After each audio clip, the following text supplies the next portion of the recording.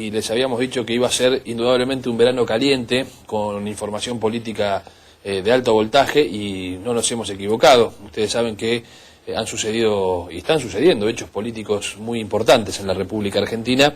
Sin lugar a dudas, el de los últimos días tiene que ver con la situación del Banco Central y el pedido que hace la Presidenta de la República para que Redrado se vaya, Redrado que se mantiene en el cargo, por lo menos intenta mantenerse, y esto ha generado toda una controversia en la Argentina. ¿Cómo estás, Guillermo? Bien, bien, muy bien.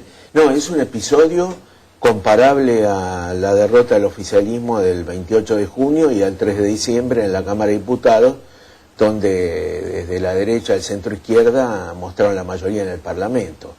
Apenas a unos días de la primera semana de enero se produce un manotazo y tropezón muy similar a cuando se apropiaron de las AFJP, con la diferencia que ese fue un manotazo que no tuvo tropezones.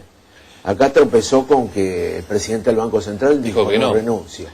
Claro, en realidad hay una serie de situaciones que se han planteado que bueno, por un lado el gobierno dice que Redrado ya había presentado la renuncia, que le había dicho que tenía la renuncia a disposición la Presidenta de la República y que lo único que ha hecho en este caso es aceptarle, claro, lo que en otra oportunidad él había planteado. Enseguida empezó a circular el nombre de Mario Blecher como el reemplazante de Redrado, pero parece que cuando Blecher se enteró de que Redrado en realidad no se iba o se resistía a irse, dijo, no, yo no voy a asumir en estas condiciones. Bueno, es muy interesante lo de Blecher, porque Blecher es un funcionario de larga data en el Fondo Monetario Internacional. Fue también integrante del Banco de Inglaterra, ¿no? Bueno, está en un instituto de asuntos económicos del Banco de Inglaterra, porque no hay un extranjero nombrado en el directorio, ni él tiene la capacidad para hacerlo. Pero te quiero recordar que en el Fondo Monetario, cuando fue la devaluación de Tailandia y la crisis asiática, él viajó a Indonesia y hizo tomarle unas medidas al gobierno que la rupia pasó de... el dólar a 2 rupias pasó a 18 y se armó un lío y fue exonerado del FMI. Bueno, y cuando Cavallo con la alianza lo echan a Pou del Banco Central, lo nombran presidente del Banco Central en noviembre del 2001. Y estuvo 4 o 5 meses con Duhalde, pero yo quiero que hagas memoria, hace 8 años, ¿te acordás los coleros que estaban en la Casa de Cambio y los largos feriados cambiarios? Sí, claro. Eran dispuestos, en parte por Lebedenikov, pero fundamentalmente por Blecher, porque venía con la experiencia del Fondo Monetario, y para que la gente no retirara los depósitos de los bancos, cerraba los bancos. Había feriados de 6-7 días, hasta que llega a Lavagna a fin de abril. Bueno, y ahí lo nombran a Lavagna y a Nielsen, secretario de Finanzas, y lo primero que dispone Lavagna es terminar con los feriados bancarios y cambiarios, sí. ¿No? Entonces se terminó la fila de coleros. Bueno, y después vino Alfonso Pratgay, ¿no? Antes estuvo Piñanelli. Sí. Pero Blecher empezó a competir del Banco Central con una función que no le compete, porque él está para preservar el valor de la moneda, que había fracasado completamente, a tal punto que estaba a 4 pesos cuando asume Lavagna.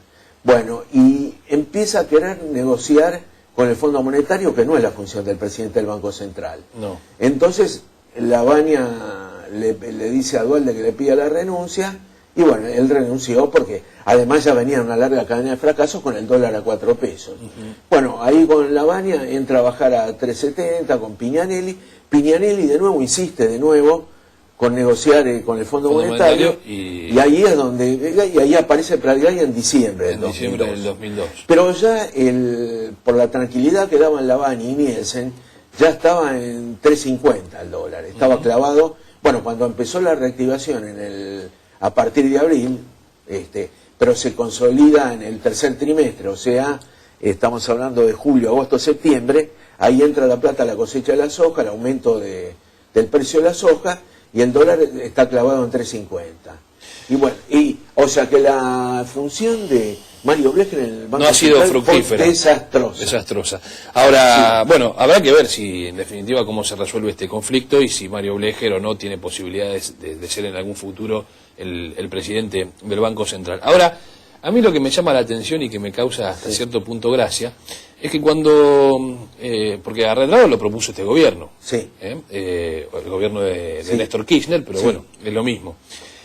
bueno, cuando lo propusieron nadie dice nada o nadie levantó la voz como levantan ahora cuando dicen, por ejemplo, Hugo Moyano, que hace declaraciones y dice, no, lo que pasa es que Martín Redrado responde a los intereses liberales de la década del 90 que fueron los que destruyeron la República Argentina. Ahora, lo dicen ahora porque Redrado toma una posición contraria. ¿Por qué no decían esto cuando Kirchner lo nombró? Y lo mismo que Blecher. Si yo no lo escuché a Moyano, o a ninguno de ellos que defiende el gobierno, decir... No, cuidado que Blecher también representa supuestamente los mismos intereses económicos y políticos. Sí, o quizá peor porque estuvo en el Fondo Monetario. Claro, entonces... Con la diferencia que Redrado es una persona con prestigio y Blecher no. Blecher lo único que tiene está en el banco hipotecario y asesora a Eduardo Elstein, el dueño del banco hipotecario. Viste que es un vivillo que compró tierra, bla, bla, pero de macroeconomía no sabe un pepino. Ahora, a mí esto me hace acordar a una frase que alguna vez nos dijo en este programa Adrián Salvucci cuando definió el kirchnerismo, que dijo, es un gobierno típicamente de la socialdemocracia, en este sentido. Desde el punto de vista político, trata de mostrarse como un gobierno de izquierda, sí, pro-abortista, anticatólico, no anticatólico, pero por lo menos que se pelea con ciertos sectores de la religión, que habla o abraza causas más relacionadas con la izquierda, pero desde el punto de vista económico, en algunos casos parece un gobierno totalmente de derecha. Sí, sí, total. Pero vos fíjate que Redrado tiene prestigio, manejó muy bien el tema del valor del peso, todo. Se le puede criticar la gestión, pero acá, evidentemente, Blecher dicen que junto con Vudú tuvieron la idea, pues el gobierno tiene un agujero fiscal enorme. Claro. Este es el verdadero problema. Claro, ese es el problema del fondo. En el año 2009... fue de 7.500 millones de dólares, o sea, bien medido, ¿no? 30.000 millones de pesos. Como venía el aumento del gasto para este año, eso se iba a transformar en 60.000 millones de pesos, o sea, 15.000 millones de dólares. Y no solo lo digo yo, sino que el otro día en A Dos Voces, Carlos Melconian dijo, acá el problema son 3 fondos del Bicentenario. Porque el fondo del Bicentenario... ya se viene aplicando. Son 6.500 millones. Claro, lo que dice Melconian es que en realidad ya se viene tomando plata de esta forma. Claro. El error, dice, político-económico es haber anunciado el fondo del Bicentenario, claro, y haber adelantado que van a hacer esa misma maniobra con los fondos del Banco Central. Ya se monetizaron para el mes de noviembre los 2.500 millones de derechos especiales de giro de ampliación del capital en el fondo. Y las ganancias por la devaluación, que las usaba el Tesoro, o sea, lo venía financiando el Tesoro. Pero lo que está diciendo Melconian lo dijo clarito. Acá, los gastos, lo que entra, más los gastos generan un déficit primario, Después vienen los intereses y capital de la deuda. Y eso significan 15.000 millones de dólares, que son 3 fondos del Bicentenario. Exacto. El gobierno utilizó 1/3. Lo que pasa es que con esa definición de reserva de excedentes, hay 18.000 millones de dólares y hay miedo de que el gobierno pegue este manotazo y pegue el manotazo por todo. Que además no existe en la reserva libre de disponibilidad. Y además está el otro tema que se ha planteado, que han dicho, bueno, si el gobierno toma las reservas del Banco Central, los fondos buitres de los Estados Unidos ya están haciendo presentaciones, claro, para... ese es el gran tema. Por supuesto, también para embargar las cuentas, ¿no? La reserva del Banco Central están en el Banco de Ajustes Internacionales de Basilea, pero si se pueden embargar, los fondos buitres van ahí al Banco de Basilea porque dicen las reservas no son de la Argentina sino del gobierno. Porque esa es la diferencia, que el gobierno no entiende o no quiere. Bueno, la desesperación, creo que la entienden, pero la desesperación... Ahora, acá me parece que también hay que encontrar otra clave para entender esta situación, que es... que un gobierno que indudablemente va perdiendo consenso público. El otro día Julio Aurelio, se publicó una encuesta, por ejemplo, de Julio Aurelio en Clarín, donde, bueno, habla de una imagen negativa de Kirchner y de Cristina Kirchner realmente muy alta.